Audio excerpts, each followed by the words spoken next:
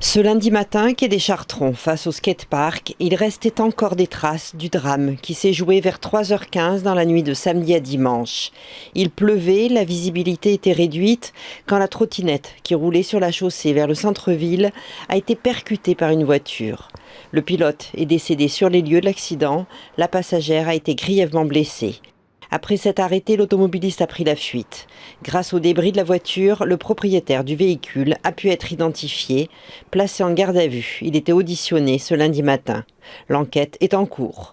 Reste que cet accident repose la question de la sécurité pour l'utilisation des trottinettes électriques en libre service. C'est quelque chose qui est dangereux puisque les personnes sont considérées comme extrêmement vulnérables déjà sur une trottinette au départ, donc sur une trottinette électrique avec le facteur vitesse encore plus. Le gouvernement vient de finaliser un projet de décret pour imposer de nouvelles règles de sécurité, comme le port d'un casque hors agglomération, d'équipements lumineux la nuit, la limitation des engins à 25 km/h, l'interdiction aux enfants de moins de 12 ans et le transport d'un passager, l'obligation d'emprunter les pistes cyclables quand il y en a. Sur ces deux derniers points, le pilote, victime de l'accident, aurait été en infraction.